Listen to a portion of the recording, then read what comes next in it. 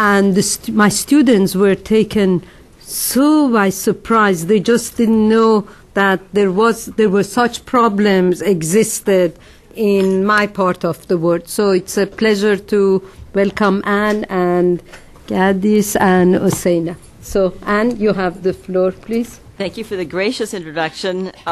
Welcome to what I am sure will be another superb panel. Thank you for the brilliant job you've done in organizing this conference. It's been an intellectual feast, I think, for all of us. We'll start with Gadis.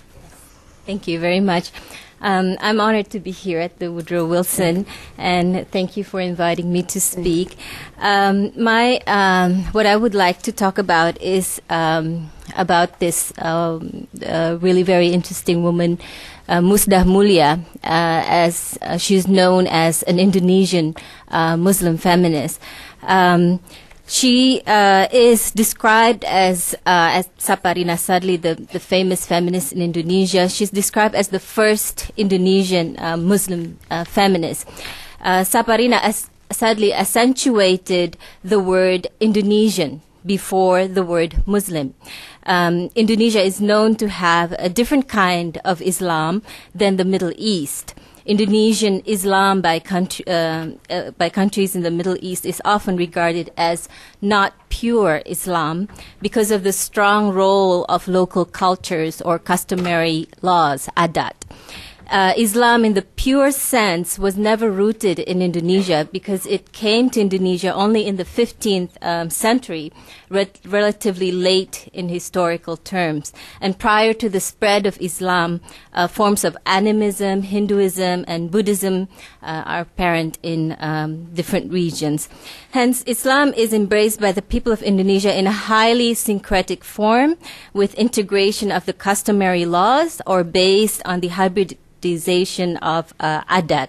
So as a consequence of this hybridization, Indonesian Islam is unique with its plurality. And Indonesia considered itself as moderate and liberal Muslims. And Indonesia attained independence in 1945, the proposal of an Islamic state was rejected, and Indonesia declared itself as a secular state with a Pancasila ideology. So this is just a little bit of background. Before I explain Musdah Mulia's thought, it's also important for me to explain to you also the background of the rise of fundamentalism in Indonesia and why Musdah Mulia became such a phenomenon. In the past, feminists worked on a secular approach on women's issues and did not see the need to approach the topic of women in Islam. But after the demise of Suharto, who ruled for 32 years, Islamism emerged and fundamentalism swept Indonesia in an instant, accusing adat as heretic and human rights as Western-oriented. There are at least three important implications of the fall of the New Order regime. First, establishment of numerous Islamic political parties, and Islam and these Islamic parties are, of course, would like to replace Pancasila and are aiming at the Islamic state. Since 1998, the fall of Suharto, there are 42 Islamic parties rising in Indonesia. And second, the emergence of Muslim groups such as Lashkar Jihad, Islamic Front Defenders, and Hizbut Tahrir. And these groups have in the past carried out violent attacks on discotheques, nightclubs, and other entertainment places in the name of Amar Ma'ruf Nahi Munkar, enjoining good and prohibiting evil. And they also determined to ban Ahmadiyya, including miniskirts. Third, the growing demand of the implementation of Sharia in the regions of Indonesia. It has been noted by Dewi Chandra Ningrum, a scholar from Indonesia, that at least 26 districts, among them, for example, in South Sulawesi and West Sumatra and Aceh, implement Sharia based on Arab culture. Muhammad Guntur Romli also wrote about Sharia in Padang, in West Sumatra, where they force students, Christian students, also to wear hijab in secondary schools. And this is instructed by the mayor of Padang, Fauzi Bahar, by law dated March 7, 2005. Sharia regulations in Indonesia can be divided into three categories. First, it regulates public morals in general, specifically on anti-prostitution and adultery, as well as segregation of classrooms, public transport, and swimming pools for male and female. Second, it regulates fashion. For example, the obligation to wear hijab, head cover, and forming a Sharia police that detains women for not wearing a hijab. Third, it regulates religion-related competence, such as having a good comment of reciting and writing the Quran. This is enforced in many regions, such as in Indramayu and Bulukumba, and this type of religion-related competence is a prerequisite for marriage, rank promotion in civil servants, and securing public offices.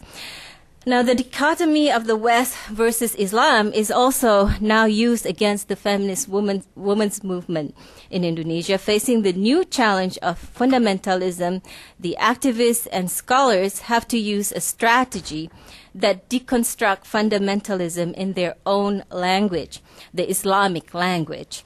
Thus, this is well played by Musdah Mulia, who has a new voice in the women's movement and scholars. Musdah Mulia was born in Bone, a scholar, an activist, a secular, and Islamist at the same time. She's well versed in Arabic and the Quran, but also a champion in human rights. She was recently awarded the prestigious Yap Tiam Him Award, a human rights award, and also the Woman of Courage by the State Department in the U.S. I think it was given by Condoleezza Rice at the time. Musdah Mulia speaks of many gender issues in Islam. Her book, The Reformist Muslim, Woman Reforming Religion, in 2004 stresses 6 main issues: violence against women, human rights, women in politics, women and reconciliation, public policy, child's right. In all these issues, Musdah Mulia combined feminist theory and deconstructing the Quran text. For example, in Violence Against Women, she stated the facts from domestic violence from Women's NGO, and also criticized the religious interpretation that supports domestic violence. She uses the UN instruments to refute domestic violence, but also uses new gender-sensitive interpretation of the Quran. She pointed out that the interpretation, the bias versus of the interpretation, and she also disputed meanings, for example, interpretation of daraba, which is in Indonesian the interpretation from the Minister of Religious Affairs, translated to hit, meaning that if you love your wife, you hit your wife, because that's how you educate them. So she argued about the meanings of this, and she explains a lot of the different meanings of daraba, which also can mean to educate, to create, to explain. And she, of course, questions why the Minister of Religious Affairs would specifically choose to hit, for example. Musdah Mulia is also a strong critic of KHI, the compilation of Islamic law in Indonesian, which regulates family law. For example, she blames the KHI for many of the biased interpretation that led to marital rape, subordination of women, and the role of women to fulfill physically and mentally the need of her husband, which is in the Article 83. Her criticism led her to modernize the Islamic law in Indonesia, and which is known as the movement of CLD, Counter Legal Draft. KHI's existence of Islamic law has 2 forms: normative law, which has been consciously implemented by the Islamic community, and formal law, which is enacted for the Islamic community as positive law. The former uses culture, and the later exhibits structural approach. KHI historically was a product of a government legislative initiative and was promulgated in legal terms by Suharto during the New Order regime. So we see, of course, here a lot of politics going on. KHI was shaped by political interests of New Order regime, and then later, when the New Order fell, the conservatives found it useful to guard KHI. There are many problems with KHI, according to Musda Mulia. It is encouraging the practice of discrimination in society, particularly to relations to women and minorities. And naturally, this practice violates parts of national law concerning the removal of all forms of discrimination against women, international law CEDAW, which Indonesia has ratified. And concerning marriage law in KHI, there are many criticisms addressed as well regarding equal rights between men and women, minimum age of marriage, the guardian in marriage, rights and obligation of the married, polygamy, and interreligious mixed marriage. In sum, the counter-legal draft headed by Musda Mulia proposed the following foundation and vision. Number one, it's pluralism, nationality, adherence to human rights, democracy, public interest, and equal rights for the sexes. Pluralism, according to Musda Mulia, is the core of Indonesia. It is a pluralistic society. She argues that pluralism does not exist in terms of ethnicity, race, culture, and language, but also religion. Indonesia acknowledges 5 religions as the state religions: Islam, Christian, Buddhism, Hinduism, Confucianism. And this thinking led her to believe that there are also many forms of Islam, including Ahmadiyya. Musda Mulia is a strong advocate for Ahmadiyya, which is recognized in Indonesia since the 1930s. She organized a demonstration in 2008 to defend Ahmadiyya. The demonstration turned brutal as it was attacked by FPI, a fundamentalist organization, and Ahmadiyya burned most of the mosques. The FPI burned most of the Ahmadiyya's mosques. The second vision of Musda Mulia is nationality. Musda believed that Indonesia as a state was created not only out of religious community. Indonesia did not recruit members based on religious criteria, rather based on nationalistic criteria. In other words, it is not religion that makes all Indonesian citizens equal, but nationalism. And in her feminist thinking, nationality is very important. Instead of favoring hijab, she would favor kabaya, for example, the traditional national Indonesian, although she herself wears a hijab. Human rights. According to Musda Mulia, Islam is a religion which dedicates relatively great deal of interest and attention with society to adherence to human rights. She believes that Islam existed particularly for the right of the weak, which were often taken advantage of by the ruling powers. Thus, Islam came into existence to return rights to women, slaves, and the poor. And of course, she champions democracy. Musda regards the concept of democracy conforms with Islamic teachings such as equality, liberty, fraternity, justice, and liberation, and the equal rights of the sexes. The injustice concerning gender not only offends the spirit of Islam, but also marginalizes and dehumanizes women. There should be a reconstruction of fiqh, which must go through a process of deconstruction. So those are the main thoughts of Musda Mulia, who claims herself as a Muslim reformist, and she defines a reformist as an obsession to change society without violence. For her, a reformist is not trapped in an individualistic, capitalistic, and hedonistic life, or neither a fanatic, fatalistic, and patriarch. A reformist, she stated, is a woman of moral, dynamic, critical, conscious of her rights, and create change. Musda Mulia's pro-change is to prevent the spread of Sharia law in Indonesia. She sees Sharia regulations in Indonesia undermines the religious freedom and civil freedom, especially freedom of expression for Indonesian women. Aside from that, her latest work is Musda Mulia also advocates for equality for homosexuals, lesbians, and gays. She defends homosexuality in Islam. And recently, she also criticized the international donors who has been supporting madrasah and pesantren in Indonesia without transparency. And she said this is one of the root of the problems of the fundamentalism in Indonesia. Musda Mulia is an asset for Indonesian women's movement. She strengthens the voice of the secular feminists using Islamic language and symbol of the hijab. She says she herself wears the hijab because she didn't have another alternative. She was raised in a madrasa, in a pesantren. But if she had a choice, she said, she would have left the hijab. Musda Mulia is a reformer that reinterprets texts in gender-sensitive terms, and a strong believer in a secular state. And that is what Indonesia is all about. Thank you very much. Thank you.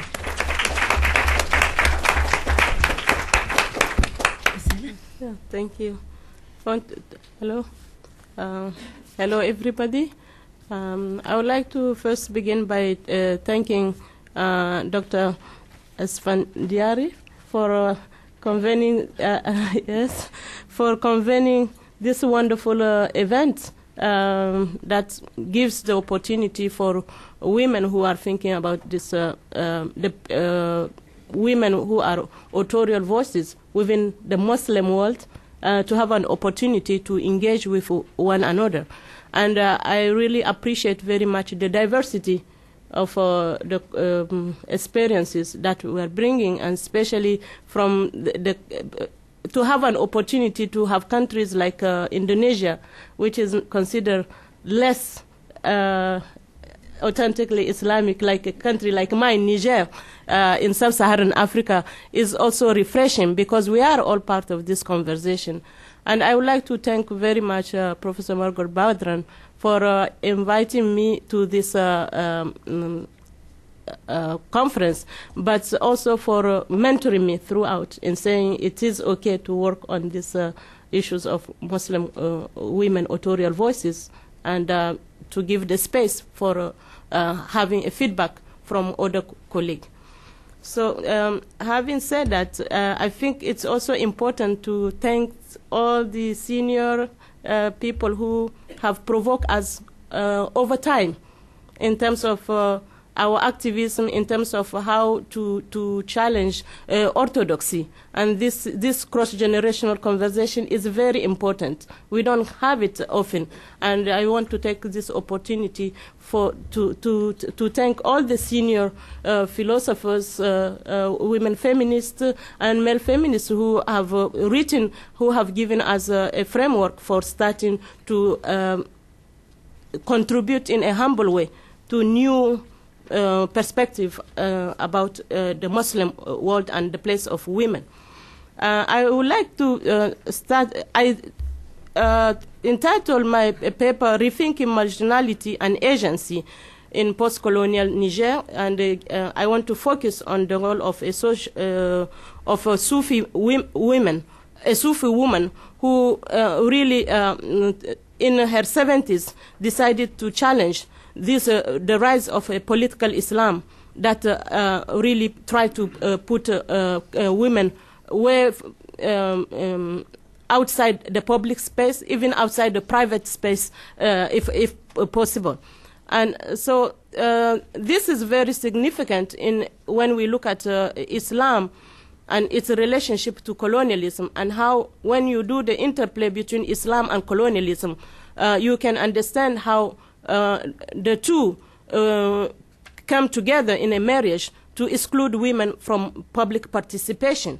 So it's very difficult for me, coming from a former French colony, not to talk about colonialism and how it has actually contributed to the marginalization of women, and currently also created in the long run the condition for the rise of this type of Wahhabism and Shiism that impact on women's life very negatively.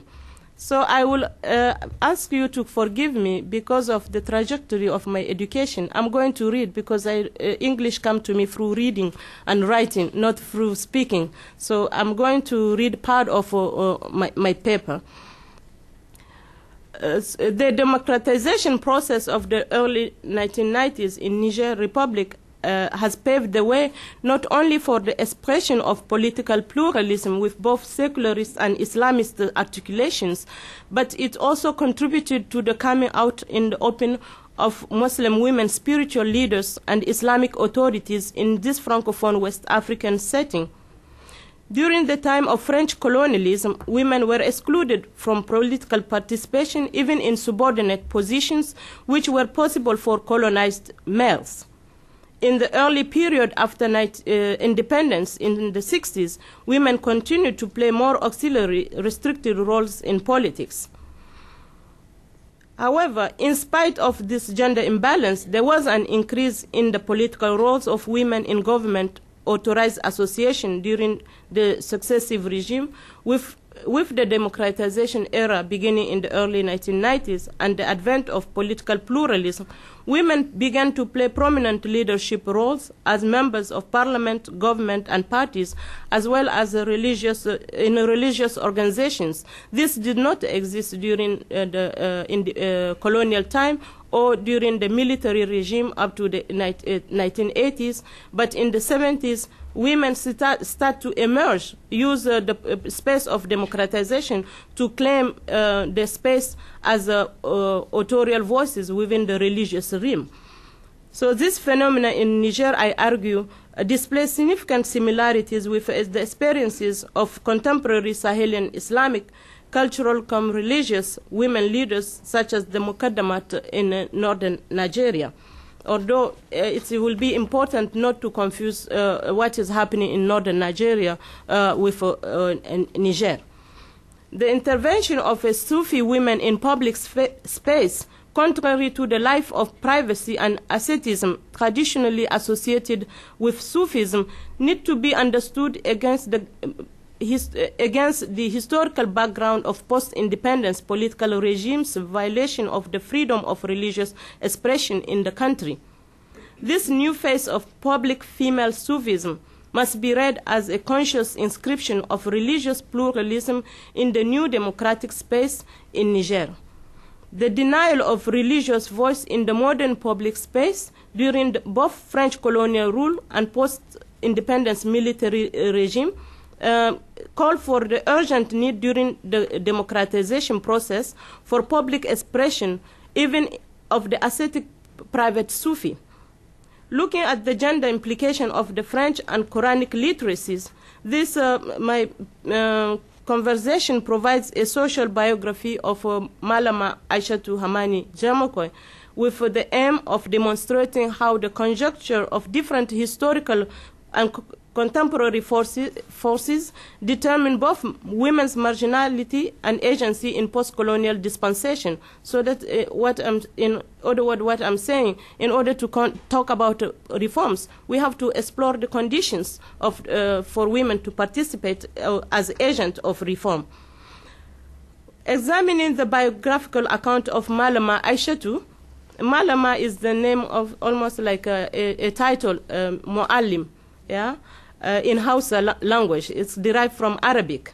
I illustrate the strategies by which Muslim women of the periphery rose out of marginality, a socio-cultural and political condition of institutional exclusion resulting from the conjuncture of patriarchy, colonialism, and class hegemonic ideologies, to place themselves at the center of public leadership when, to use Saba Mahmoud's words, the condition of exercising their agency are overtly met. So I'm saying marginality should not be confused with lack of consciousness. Once one becomes cognizant of one's status as marginal, one is in fact displaying a degree of consciousness. The question that remains is whether or not the conditions are ripe enough for one individual or a group to act on that consciousness. With the opening up of the political space, especially as the society becomes more democratic, it becomes increasingly, not democratic yet, increasingly intolerant of the tyranny of militarism, active women of the periphery Now, I'm not, when I'm talking about the periphery, it's in still the urban centers of major cities, the capital cities and major towns. Active women of the periphery began to engage in public transformative acts in cultural, political, and economic domains through social networks in religious or secular space.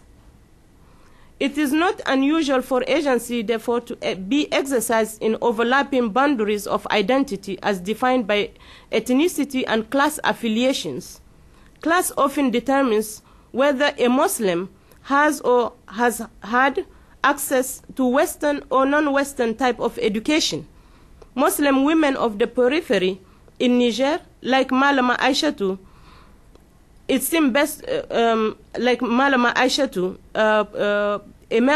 took advantage of the democratization process of the early 90s to emerge from silence and implicitly and explicitly forced French-educated urban elite activists to form a broad coalition with them in the struggle to achieve rights for women within the context of a pluralistic vision that includes both secular and religious space. The new collective women's public political activism has been remarkably successful in mobilizing low-income and low-middle-class urban Muslim women in prominent cities such as in Niger, such as Niamey, Maradi, and Zender, where you have really these are the strongest areas of political, the new Wahhabism, which we didn't know before. Malama Aishatu's work is one example of women's intervention for religious rights in a public sphere that had hitherto been a male preserve. In Niger, from the colonial time to the 90s, the Islamic Association never had a women's branch. So this is very significant in the context of a predominantly Muslim country where we are almost 97% Muslims, to have a women's Islamic Association. Of course, the intervention of these new women constituencies in the public arena should not be read as initiating a homogeneous political consciousness across class divide, or even within the same organization. As with secularist women, Islamist women in Niger in urban and semi-urban space range from traditional conservatives to modernist liberals who draw on an understanding of Islam which to a great extent is in agreement with Nigerian liberal secularist ideologies on a number of issues. So I want to give you a background of Malama Aishatu and how she intervened in the public space at age 70, and how, for instance, many of the women associations in Niger, the feminist association, find her very interesting as opposed to the Wahhabist women association, which are promoted with this new rise of political Islam. It was in the late 1980s in Niamey that Malama Aishatu was listening to a radio recitation of a classical Hausa religious poem called Imfraji, which is well documented in a groundbreaking work by Beverly Mack and Jean Boyd. And this is one of the poems that these conservative clerics they use as a way of starting their program. But she found that actually the Mualim who was using this poem in his recitation is skipping important verses. And it happened that she has the original poem in her library, private library, because she happens to run a Quranic schools, women's schools in her home. And she also happens to be a poet herself, and she knew she knew relatives of the poet who composed this important classical poem. So she spent her time thinking about it. She said, well, this is a place where agency becomes important. As a Muslim, I have the rights. It should be actually a duty for me to go and speak to the president of the Islamic Association to say that you should not have the right to air something that is not correct. And as she came to challenge the authority of this supreme male ulamas on public radio and television, make the mistake, she said, of inviting her to become a religious commentator. If she knows the poem, would she mind to come for a session? She said, I use this opportunity to challenge the views that women should not be educated. So not only she corrected the mistake in the poem, thereby I call this process displacing the authority of these male ulamas, and then inscribing herself as the new authority and produce the type of discourse that are empowering to women. And when you listen to her opening poem, it is a long poem of 82 verses, and each verse has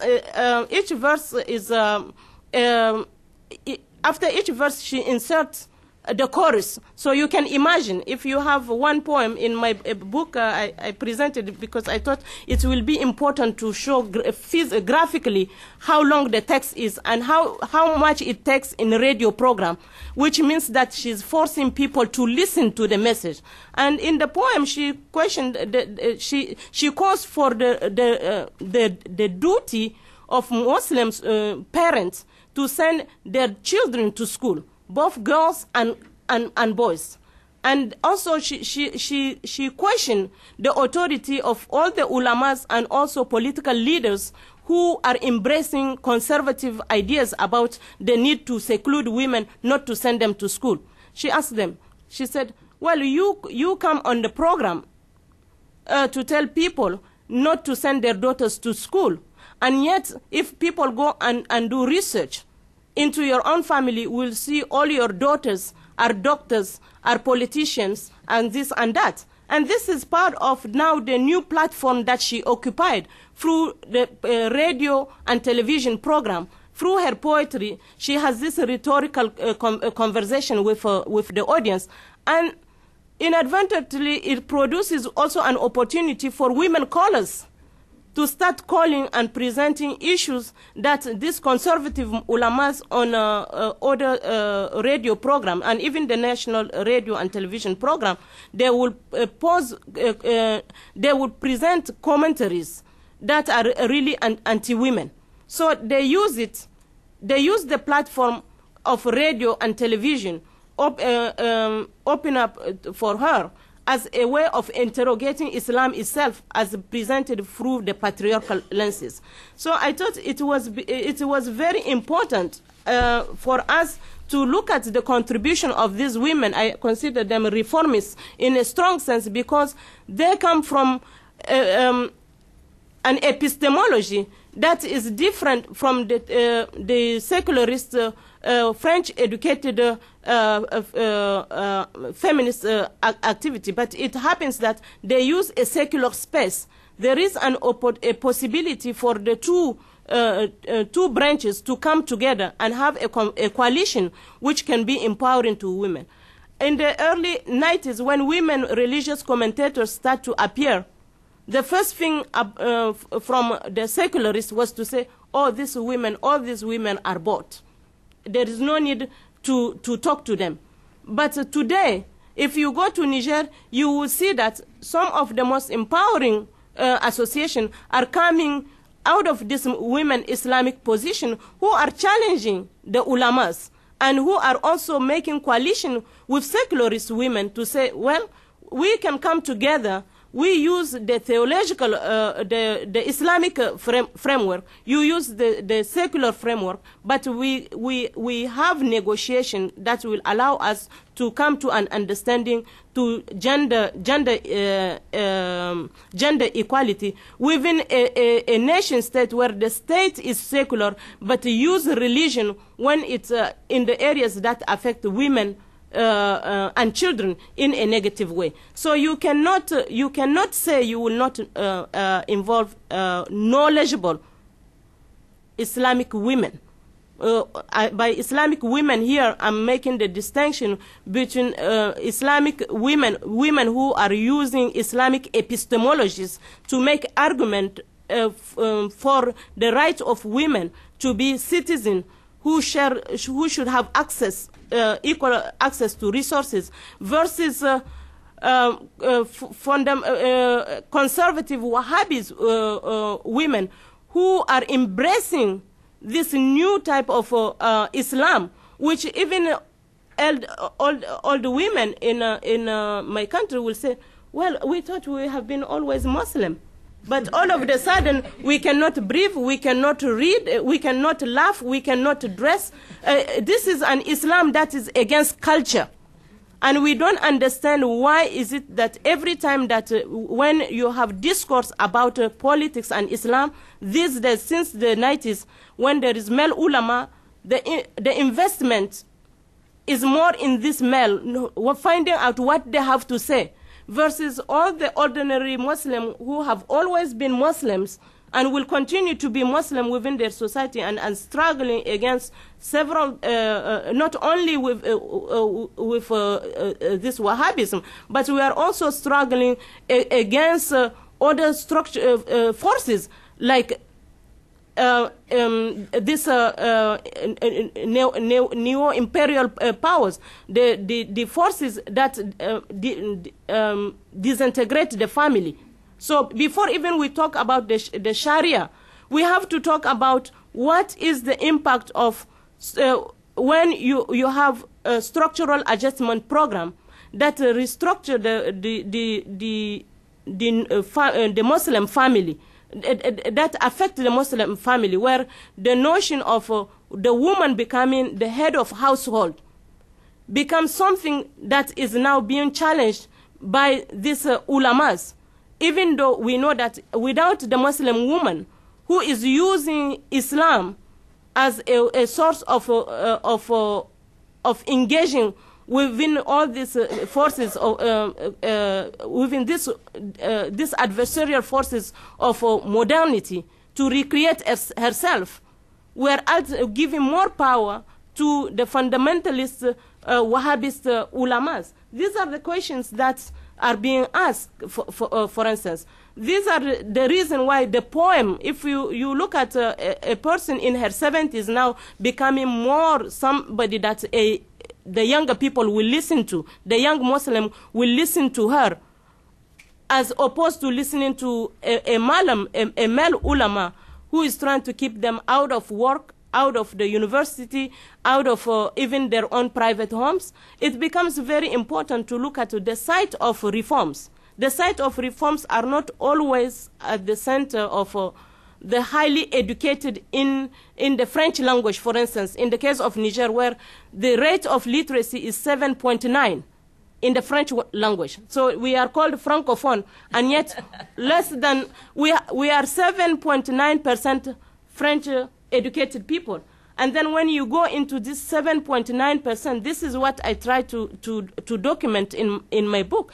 Within this 7.9, women are 10%, sometimes less than 10%, who can actually read and speak in the French language, right? So if you are not literate, if you cannot read, if you cannot understand a language, how are you going to develop a type of conversation of activism?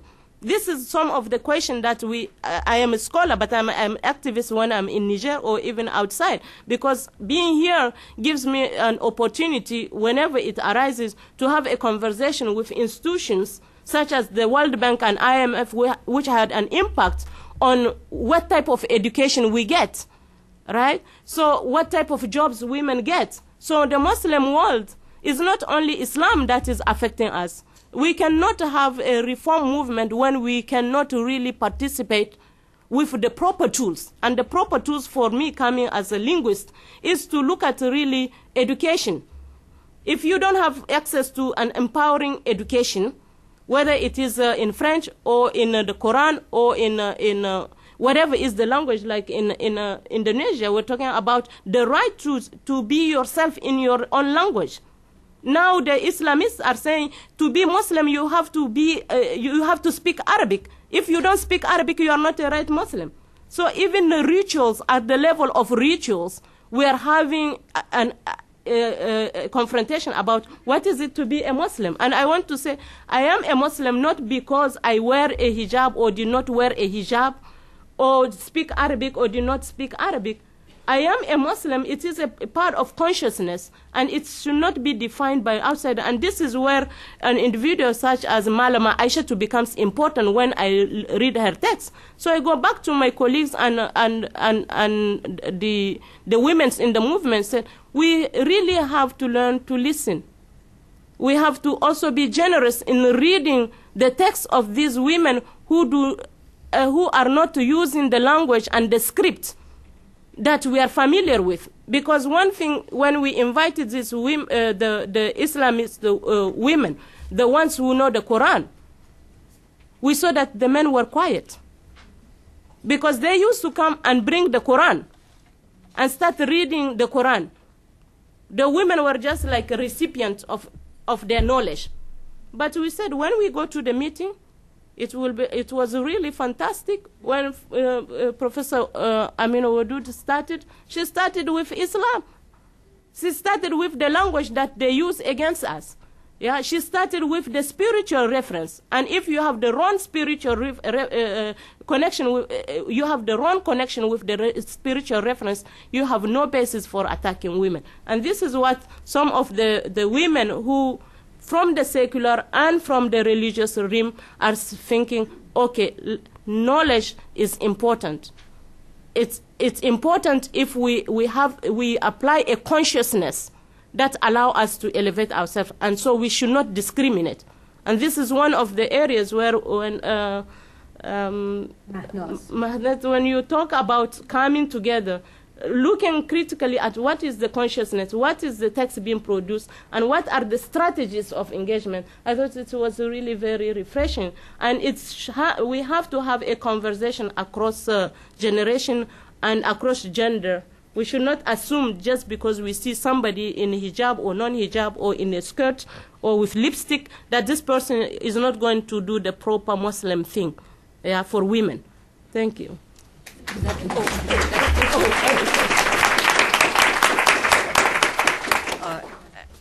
I was hoping this would be as good as the earlier sessions. And thank you, both of you. These were fascinating presentations. And for those of us who are out of touch with what's going on in Indonesia and in Mali, this was very, very valuable, stressing the diversity of context and pluralism. I think that's very helpful for all of us as we think about this. I will. Do I still have time to make some comments? I don't know. Sure, you have time. Okay. Plenty of time. Have some comments and questions. We have 45 minutes. Okay. I'm going to use the term reform and reformist, but I have subversive thinking going on back here because I don't think that these are the optimal terms for what's going on with the feminist vanguard today. And Usaina just used the term rethinking, and I wonder if what we're seeing is more like rethinking, reconceptualizing, reconstituting, because it seems to me that the changes in the way people are looking at women in Muslim societies are very dramatic. And one of the benefits of getting older is that you do have perspective. And when I was young and studying at the School of Oriental and African Studies in London, that was the center for the study of Islamic reform. And what we thought about in that era was stuff like the Tunisian Personal Status Code, which was extremely bold in that era. And then there came the Iranian Family Protection Act. But both of these, although they seem very exciting innovations at the time, both of them were compromises. The Tunisian Code left the inheritance law as it had been. The Iranian reformers, I think, wanted to do something bolder, but they were concerned about exciting reaction, and so they pulled back and tried to say that they were doing things like delegating the husband's right to divorce to the wife to avoid this big rupture. And I'm not saying that people today are breaking away from Islam. It just seems to me that they've been inspired by a number of developments to think very differently about the whole subject of women in Islam. And when I talk about women thinking, I also mean women who are doers, because I think by examples, women are showing through expressive action what they think. And I think Wajiha al-Huwaidar's driving was a perfect example of that. She doesn't need to write an essay saying it doesn't make sense for women to be barred from driving in Saudi Arabia. She makes her point brilliantly when she just drives and has this put on YouTube.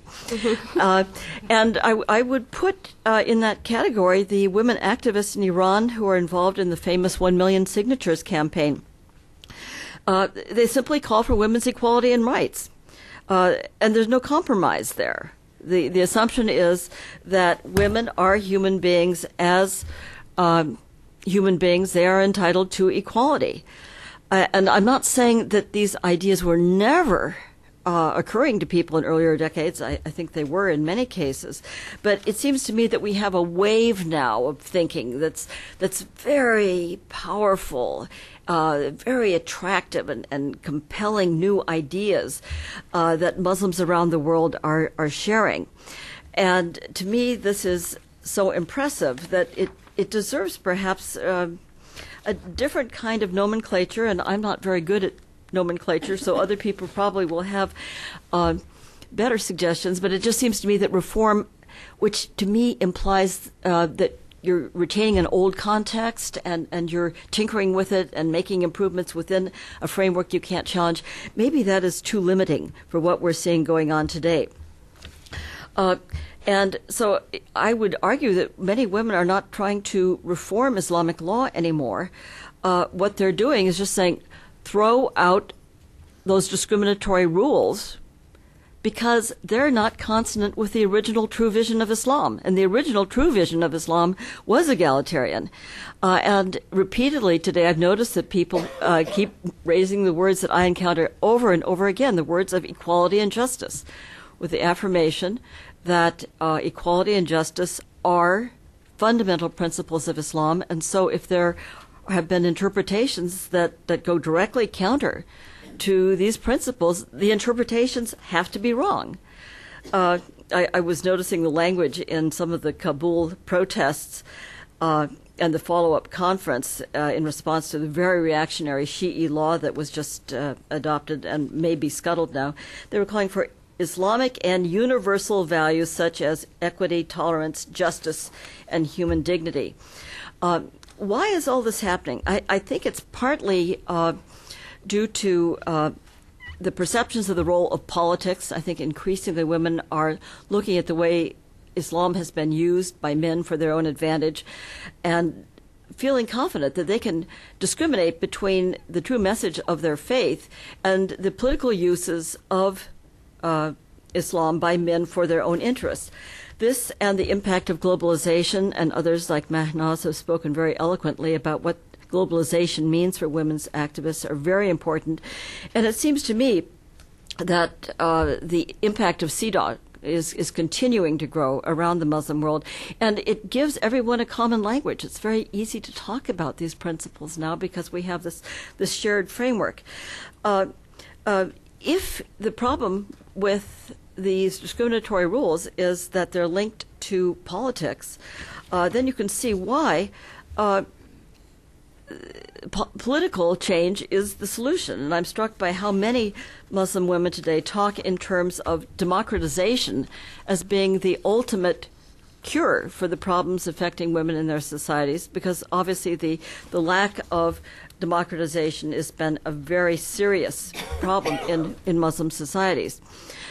So it seems to me that maybe I should limit my comments, since others have done such an excellent job on some of these other facets, to CEDAW. One of the most striking responses of Muslim countries has been their practice of putting in Islamic reservations. And I guess you may have seen this when Muslim countries ratify CEDAW. They very often insert qualifications on their adherents indicating that they will defer to CEDAW except where it conflicts with Islamic law. And I've been impressed by the number of campaigns that have started in Muslim countries. One is being carried on in Syria, Egypt, Bahrain, Morocco, Algeria, and is based in Lebanon. And it's the Equality Without Reservation campaign. And this is part of the new thinking. No compromises. Muslim countries must, this NGO argues, they must eliminate all of those reservations that stand in the way of their having to comply with all the features of CEDAW. And one of them, here I'm quoting, perhaps for the first time, CEDAW has become a subject of public debate, and Arab states are being held accountable by civil society organizations for implementing CEDAW and lifting their reservations. Years ago, I got interested in the topic of reservations, and it was an interesting academic topic, and I'm fascinated now to see that it's part of the public objectives of important NGOs. I'm also impressed by the new movement in Iran, the Iranian Women's Movement Coalition, which is demanding rewriting the Iranian constitution, which also has Islamic qualifications on women's rights, very similar to the campaign to take the reservations out of the CEDAW ratifications. Well, let me just mention briefly Saudi Arabia. I can't recommend too strongly the 2007 Saudi Arabian report to CEDAW. Saudi Arabia ratified with reservations back in 2000. It did not submit its report until 2007. This is on the internet, and it is definitely worth reading. I'm sure I don't need to tell you about the problems that women face in Saudi Arabia.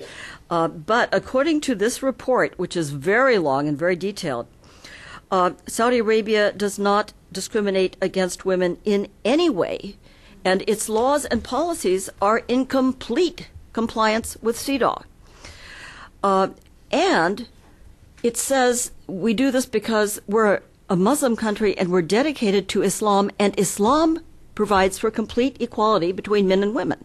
That is, Saudi Arabia, in its official submission to the CEDAW committee, adopts a rather radical Islamic feminist position, saying that there is complete congruence between the Islamic law as understood by the leaders of Saudi Arabia and the most advanced treaty on women's human rights. Now, I think this is historically very significant, and I know there are terrible setbacks that we have to worry about. We've talked about some of them. But it's significant to me that this country, ruled as it is by an absolute monarchy that's really rooted in medieval precepts in many respects, has been forced to recognize the authority of the ideal of equality for women, right? Of course, it's hypocritical. It is not sincere, but Saudi Arabia simply feels it cannot go on the record as saying, well, yes, we massively discriminate against women. That's our tradition. And one of the interesting things is when you look at the Saudi reservation, you get one impression that says, in case of contradiction between any terms of the convention and the norms of Islamic law, the kingdom is not under obligation to observe the contradictory terms of the convention. Now, the CEDAW committee has pointed this out to Saudi Arabia and said, well, wait a minute. You're talking as though there are two different laws. There's CEDAW and there's Islamic law. And you're telling us in your reservation that where they conflict, you are going to go with Islamic law and you will not abide by the convention. And the Saudi regime simply didn't know what to do with this. It kept struggling to justify it, and its current position is, well, it doesn't think that there's anything in the way of a conflict between Islamic law as imposed in Saudi Arabia and CEDAW, but there might be in the future. And so this reservation was put in there just in case sometime in the future there would be a conflict.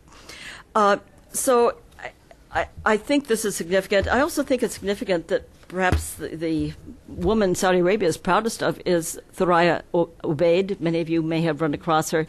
Very, very distinguished civil servant in the UN Population Council. And one of the things that she talks about frequently are women's rights. No compromise. No compromise. She is in favor of women's rights without any kind of apologetics, no defensiveness. But she also always mentions girls' rights. And I've been struck how little we've talked about girls today. Both of you mentioned it, and we did have the Dalia Ziada case that was brought up earlier by Robin Wright. But with the Convention on the Rights of the Child, all of a sudden the international system confronted the centrality of the rights of the child, and then it belatedly dawned on people like me who hadn't really thought about this very much in the past, that girls have to be central, and the rights of girls have to be put as a priority because they are the lowest of the low in the whole world hierarchy. There's no more vulnerable being than the girl child. And this is very interesting because the rights of the child are not well developed.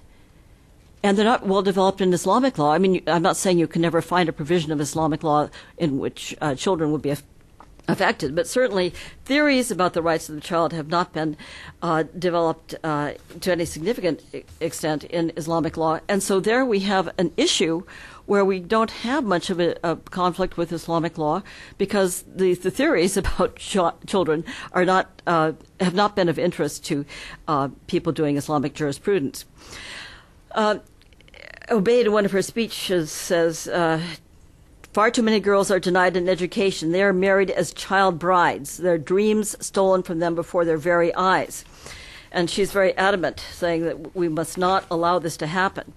I suppose some of you are aware of the recent incident we've just had in Saudi Arabia with the little 8-year-old girl who was sold over her mother's objections by the father, who was divorced from the mother, sold to a friend of his because he needed money. And the friend, depends on the reports, was either 47 years old or maybe 50 years old. And the mother tried to get the courts to annul the marriage.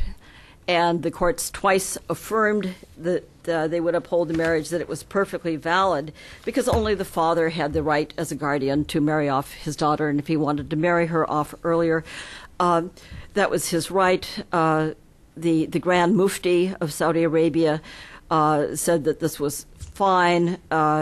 Our mothers, and before them our grandmothers, married when they were barely 12. Good upbringing makes a girl ready to perform all marital duties at that age, etc.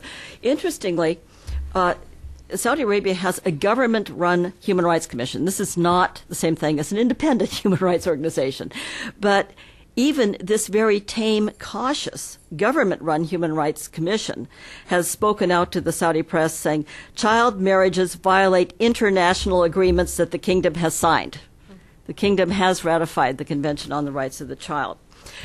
Just a few days ago, one of the Saudi royal family intervened in the case and arranged for the marriage to be terminated. Now, I think you might say, why am I bringing this up? It's one little case where someone intervened on an ad hoc basis to save this girl from this forced marriage. But I think if you look at it more broadly, you're saying, on the one hand, there's Thoraya Obaid talking about women's rights and the rights of children and the need to protect girls from forced marriages. And then there's this judge twice affirming that this is a valid marriage. And I ask you, who represents the future?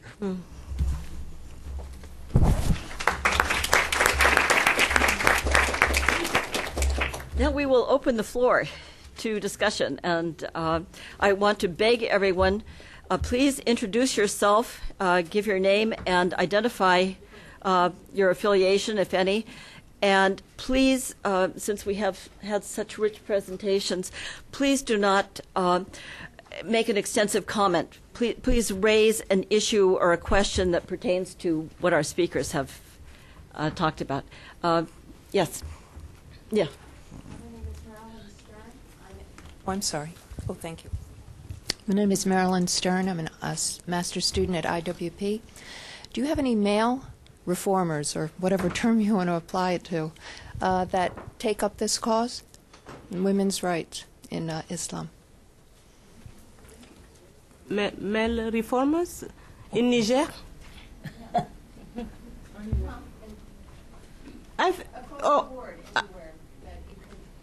For instance, I like the Sudanese thinker Abdullah al-Naim. I think his works are important in the sense that what he is presenting us is the question or the perspective that if Muslims have to participate in this universe, what you have to offer is in a reforming for a just world. You have to bring the best of the Islamic ethical principles in the shaping of laws, and I think this is one male Muslim thinker that definitely I respond to positively. As a follow-up to that, what kind of reception does he have that you're aware of in the Muslim world, since he is Sudanese American? And does that disqualify him or no effect? I think it's not. People recognize him as Sudanese first before recognizing him as a Sudanese American. But I don't think that the opposition, the use of the dismissal by saying it's because you are Western, that is just useful, because you can be right there within the culture, and they will think of you as an outsider. Like this Malama Aishatu, she's in her 70s. She has never been beyond Niger and Nigeria.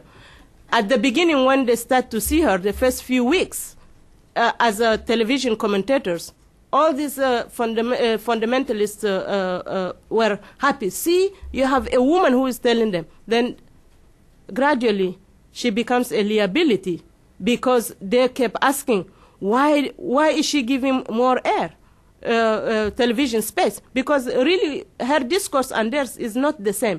And then they start to say, she's a sellout. You see, so the idea of saying you are a Western, you don't have to be. It's not the physicality. It's how useful it is to dismiss you on the ground that you do not agree with this orthodoxy. Yeah.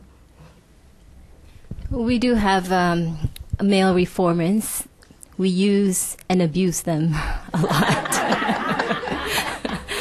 We have Nurhalis Majid, who passed away, but he was a very strong advocate of women's rights. And we have Nazaruddin Umar, also a great scholar. We have Kiai Hussein Muhammad.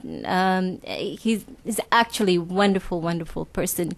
We would always call him up and say, dress nicely this evening. We're going to take you out so you can speak in front of these male participants. And he would do that for us. It's impossible not to partner up with them. We just have to work with them. And now we also have a young generation, Muhammad Guntur Ramli, very strong advocate of women's rights as well. Yeah.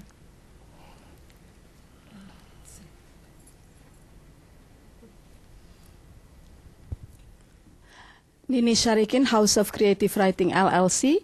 My question is addressed to Gadis Arifia.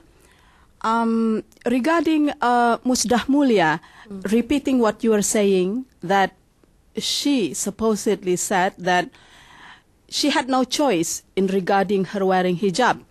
If she had had choice, she would have loved hijab. Now that she is an adult and independent woman, why does she still continue wearing her hijab? Thank you. Yeah, that's I think it's because Musdah Mulia understands her position now, that that she is in a position where she's very much needed by the women's movement.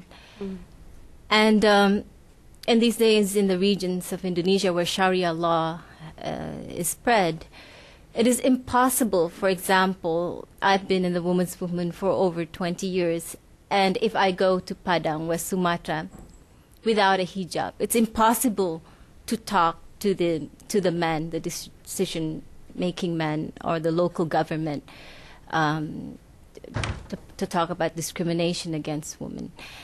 And so I think she understands. She knows that hijab is not important.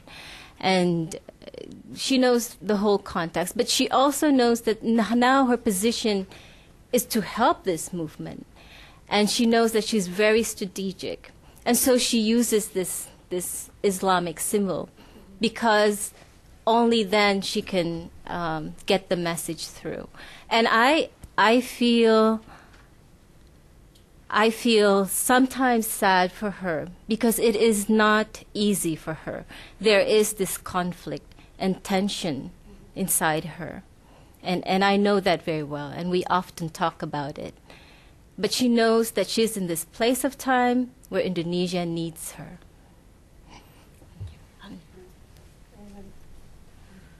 Question to Husseina. Where does the state comes down on these issues, when these issues of women's rights and Islam and Wahhabism and Shiism are debated? Where does the state come on this? And then, you said you didn't look into or much into the right of the child, but could it be because the age of marriage is seen as puberty, and puberty was always 9, so once a girl reached that stage, she is no longer seen as a child? And then on what basis did a number of Islamic countries change the age of marriage to 13, 15, and 18? In pre-revolutionary Iran, it was 18. In post-revolutionary Iran, it was 9, and then a couple of years ago, it was now moved up to 13. There are those who argue that nobody marries off their child at the age of 9 or 13 or whatever, but still it's in the law of the land. I mean, what argument did those countries who raised the age to 18 use, and why can't the other countries use it? Thank you very much. The state relationship to Islamism, theoretically, Niger is a secular state. So, as a secular state, it is in conflict with the new political Islam, which is what they call Izala in Niger. So. But when it comes to the question of women, the state is very ambiguous. And actually the state uses the discourses produced by all sorts of Islamist, masculinist Islamist formulation to challenge the issues of women acceding to right. So for instance, the state find it very useful that with this new brand of Islam that dismiss the women from education, they are very happy because they are not even investing in the public education. Therefore, if you have any kind of framework that makes the state less responsible to its citizens, and especially the women, it's very happy. So in that sense, I would say the state, if we look at the secular government, it doesn't want a religious party. For instance, no religious party is registered as a legitimate political parties. However, religious associations becomes very powerful when they're dealing with women's issue. And on the question of the hijab, for us, even though we understand what the hijab is in Arabic, because we use Arabic both because of it's one of Niger's ethnic languages, but also because of Islam, hijab becomes a politicized word that is in the public space, more in the 90s with the convergence of Wahhabism and Shiism. Yeah? So Shiism is Shiism and Wahhabism converge on issues of women in a way that is very problematic in Niger. And we see that, for instance, when we talk about the hijab, it is a specific type. I'm sorry, I brought this the book to show. This is, sorry for those who are, I will pass it around. This is the lady I spoke about. This is how traditionally we dress, the way I'm dressing. This is just to be West African, for instance. So you can be West African Christian or Muslim or non-believer, but you can dress like this. Yeah, this is a way of coming to celebrate an event. Yeah. So this is how Malama Aishatu is dressed in her 70s. But you look at how now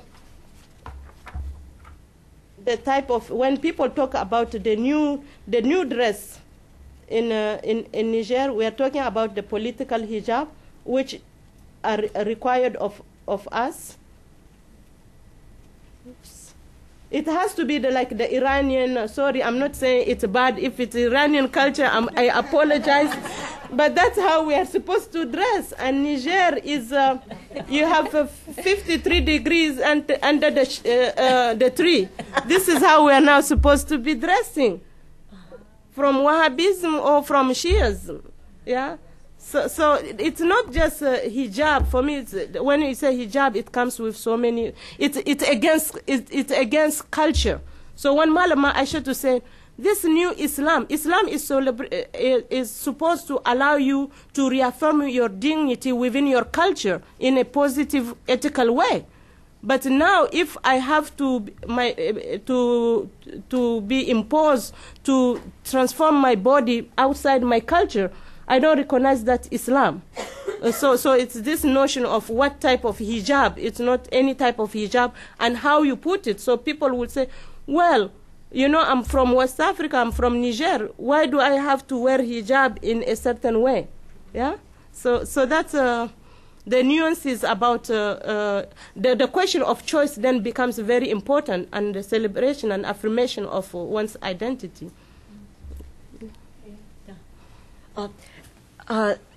The question of the rights of a child, probably I glossed over that too quickly. The innovation in the convention is that you look at the child much the way that the CEDAW convention looks at women and say, what are the needs that we have to protect for a person in this particular category?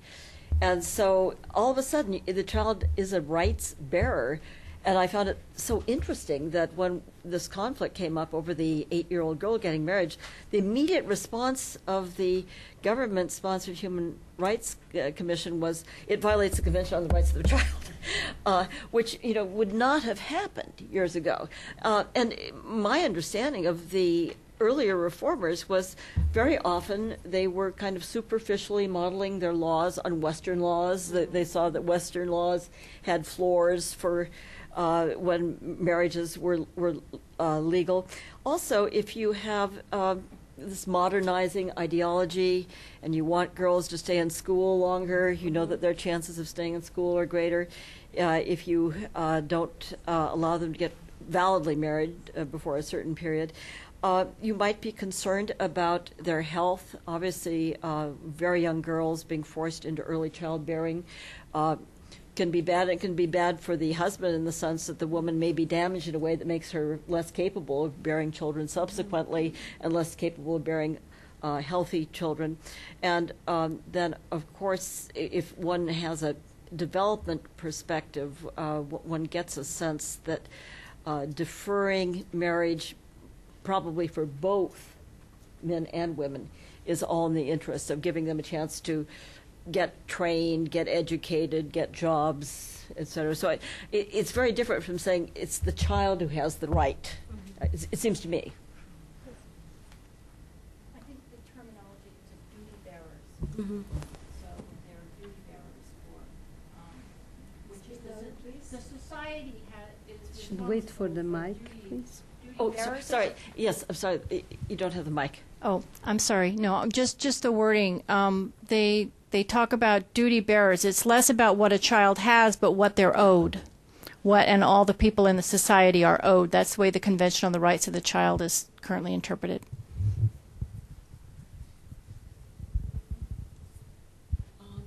Yes. Yes.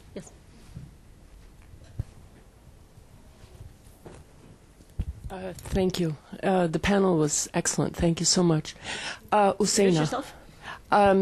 Is it on? Margot Badran. Oh, Margot Badran. Usaina, how do you explain the longevity on the airwaves of Malama Aishatu? I suppose that she has some utility for the state, and at the same time, they must also eye her with some concern. But she must be useful to various factions that aren't all in agreement with each other. Perhaps you could explain that? Yes, thank you very much.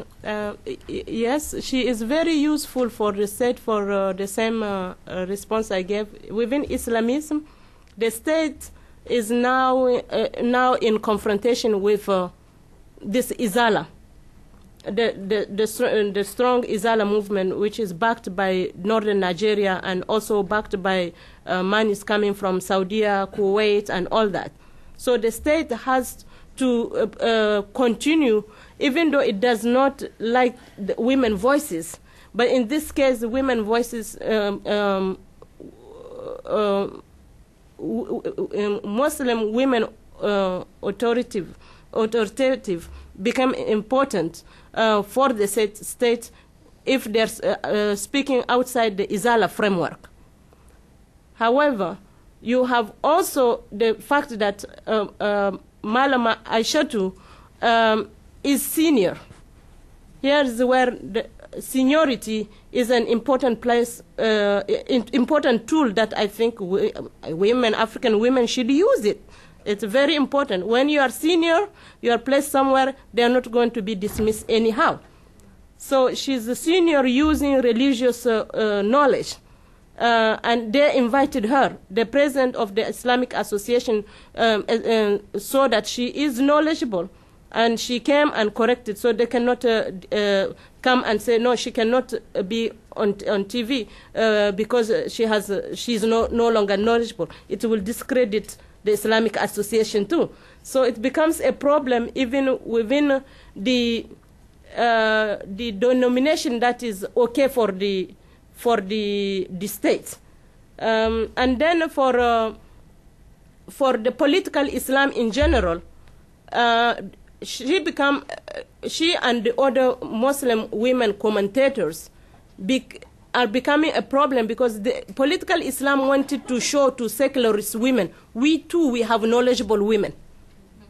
But what they didn't know that those knowledgeable women that they wanted to promote may have different consciousness than the one that they wanted to sell. So it is this kind of situation. So some of the women who are easily, who they can dismiss easily, they dismiss them. But the one who have become powerful, they cannot do anything with that.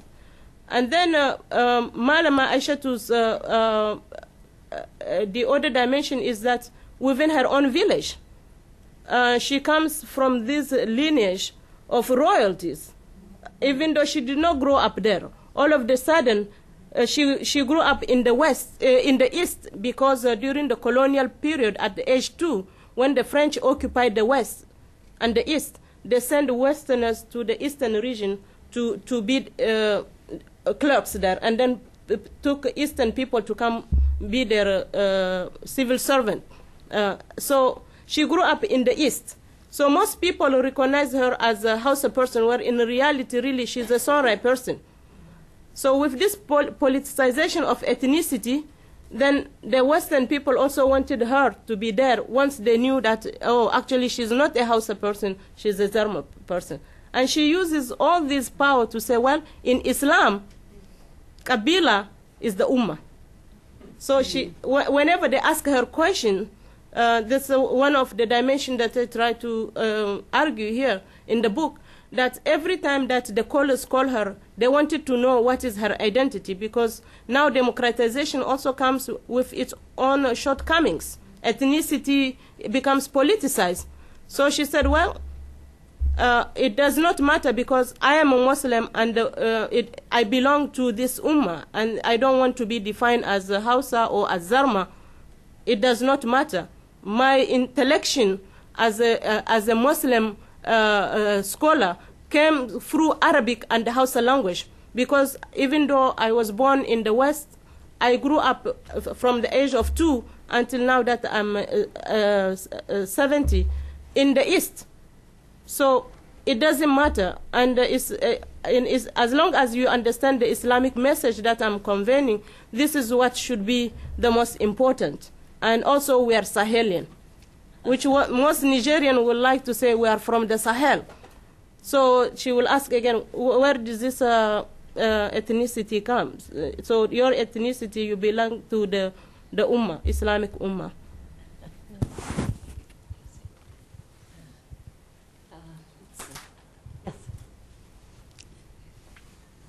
Hi, I'm Kathleen Barnett. Until recently, I was with the International Center for Research on Women, and I think this panel has been terrific, as the earlier ones were also, and especially because now we seem to be touching more on the underlying political context in which the issues of women in Islam exist today, and how even some of the issues arose. I thought it was interesting that this panel, both the speaker from Indonesia and from Niger, as earlier the speaker from Tunisia spoke about the political context that gave rise to the fundamentalist versions of Islam. And so I'd be interested, and we all know, of course, about Iran, about your views on the importance of these new openings for women's leadership and women's interpretation. How important now is it for those to be connected to political movements of change? Oh, sorry. Go ahead. Go ahead. Go ahead, please. It's very important, I think, the reinterpretation of the Al-Quran, which is done by a lot of the Islamic feminists in Indonesia.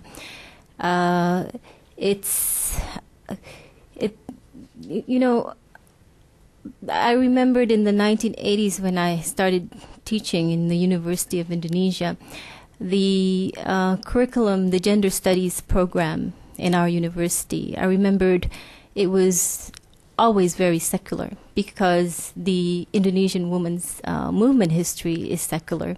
The 1928 women's movement is very secular. And like Usina was saying, we always use the identity of the kabaya, not the hijab. The kabaya is a very transparent, sexy outfit, which Rohana Kudus, for example, the 1800s in the streets of Sumatra would wear it with a black bra, for example. So she's known as that, and she would talk to the ulamas wearing those kind of. But it wasn't an issue because that's the Indonesian Muslim. And then I remembered teaching in the late 90s. One day, I walked into my class. In the 80s, as I remembered it, it was mostly all the students wore Britney Spears type of clothes, these students in the university. But in the late 1980s, I remember walking, in the 90s, late 1990s, I remember walking in my class and I saw a lot of jilbab. My students were wearing jilbabs. That was in the 98, 99. And then I talked to them, and then it was the crisis where Ford Foundation and most of the international organization were also in crisis, and they couldn't offer scholarships. So the University of Indonesia, which is the biggest university in Indonesia, had scholarships from the Middle East then. Vast amount of scholarship to my students. And one of the contract was that they have to wear a hijab. And that's when I started, very surprised. We were all the teachers, the professors were surprised at this. It really crept slowly, and then instantly you wake up and then it's a different world. And so I think the woman Islamist movement, I think it's very important now, and most of the either the scholars or the grassroots movements and NGOs, and we all rely on them now to really convey different message of Indonesia and to deconstruct all these verses that's just so biased. It is. We always think of ourselves now as we're at the crossroad now. We're at the crossroad where if we don't cross over safely, Indonesia is going to go down. So it's just very critical, and these women are very important to us. Thank you. I think for us to engage with Islamic knowledge is very important, even for political participation and economic participation and participation in any other sphere, because this is how it is shaping women's life. It's shaping not only Muslim women, but in countries where, for instance, you are predominantly Muslim, you have to also think of how Islam is affecting minority non-Muslim women. So we tried to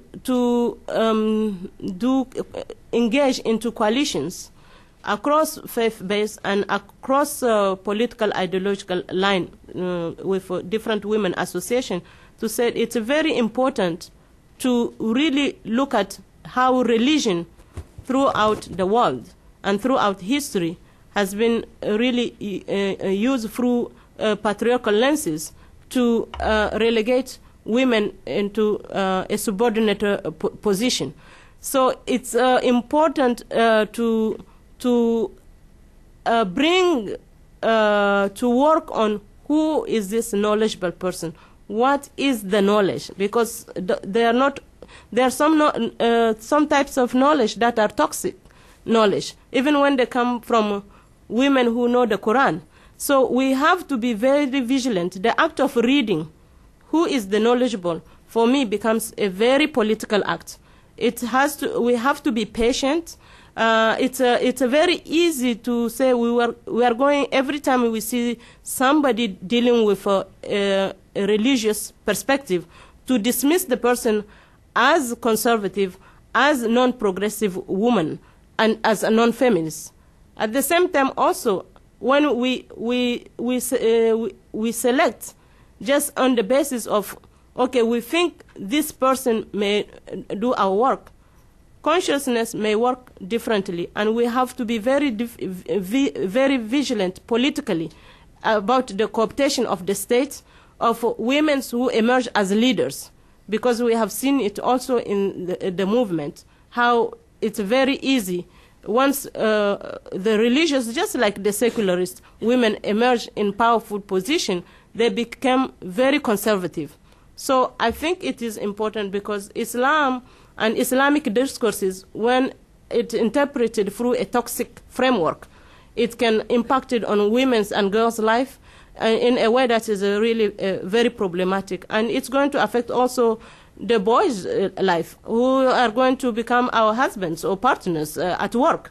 So for me, that's where it's the engagement becomes very, very important.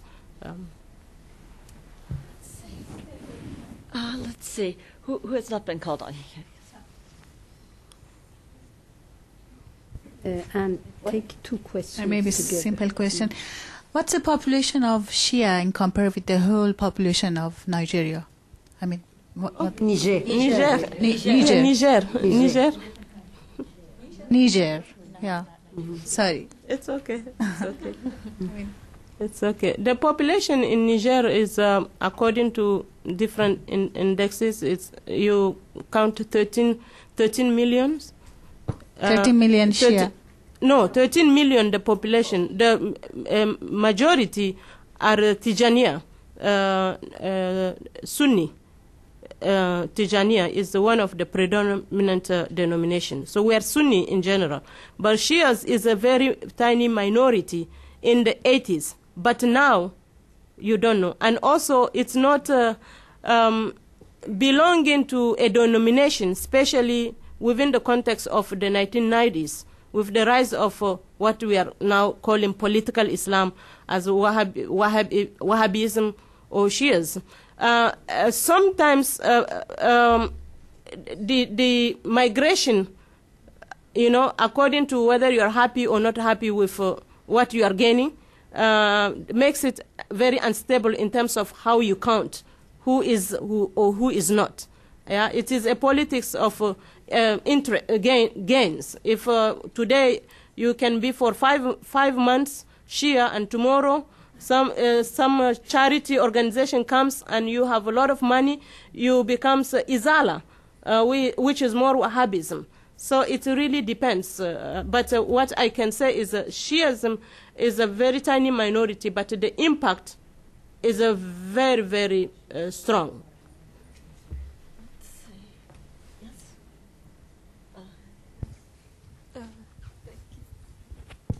Thank you. My name is Nurjana. I'm from Indonesia and Reagan Faisal Fellow at National Endowment for Democracy. Thank you very much for this wonderful panel. My question is to Anne Meyer. It's about the rather different, but it's particularly my question on the CEDAW's ratification. Many countries in the Islamic world still basically one of their goals is, the ratification of CEDAW. But when you explained a little bit about the experience of CEDAW report in Saudi Arabia, it's somewhat rather demoralizing to see that CEDAW actually cannot go beyond when receiving a report which is obviously or clearly is very hypocritical. I'm asking whether is there. I'm aware that CEDAW has no, enforcement power toward the country's member, but is there any mechanism that the CEDAW committee can reject the report, or that something like that? It's so obviously not true. And second question is to Gadis Arifia. It's about, this Indonesia is just late 10 years. This latest year has been experienced very incredible the rising of Islamist movement. Radicalism is, Indonesia is becoming more Islamist than ever.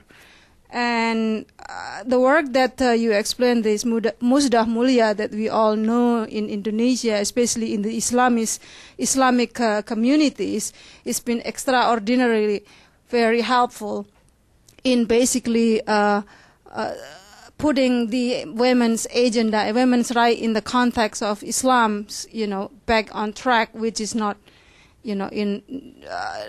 not in very massive way, but it's very useful in keeping women's in the context of Islam's women's right in the context of Islam. What is the response of these radical groups toward her works? Thank you. Just very briefly, we're talking about women in Islamic societies and women in Islam, and you look at the United Nations, the guardian of human rights, supposedly, and you realize that we have the same problems within the United Nations, right? Because the Racism Convention is a powerful convention, and the Women's Convention is written in a way and set up in a way that we can't really hold states accountable. However, I think it's highly significant that the Saudi Arabian regime delayed 6 years trying to write this report. It was due 6 years previously. Obviously, they had a horrible situation. What do? Do you admit what you're doing and then say, but it's all mandated by Islam, so it's not our fault? Or do you say, well, we used to do some bad things, but now we're trying to make things better? Or do you just lie? And they were forced by understanding the authority of women's human rights to lie. And this is on the internet now, as are, you could just go Google CEDAW, and the punishment, and it's too mild, but it comes in the form of the interrogation by the CEDAW committee. Because the CEDAW committee doesn't have to rely on that report. They can say things, well, we see that women can't vote, and we see that women can't drive, and it really, you can just sense the Saudi delegates squirming, because with all the backwardness of their policies, they understand that they're indefensible. They cannot think of a rationale to state in public for these things. So I think that's too mild a punishment, but it definitely has made them squirm.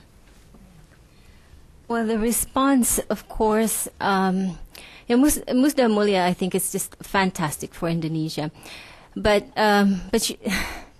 she when she was she's been very effective. But then when she was awarded the Women's Courage by the State Department, the U.S. Condoleezza Rice, the fundamentalists just absolutely shunned her and labeled her as Western, Western, what do you call that, Western follower or Western tool and so forth. And so that has made her work harder, actually. And but she's not quitting. She's not the type of person who would quit, and she's still out there and still voicing out herself. She actually called me before going to the U.S., and she was already at the airport then to receive this award. And she was telling me, Gadis, what do you think? Should I go or not? Because it's a huge consequence for our movement. She regards this as our movement, all of the Indonesian women. And I said, where are you? Well, I'm at the airport. Well, so I said, just go, enjoy yourself, come back, and we'll continue our work. Yeah. I see hands up. I'm so sorry. I'm under instructions to terminate things. I want to thank our panelists for a brilliant job. This was so rewarding.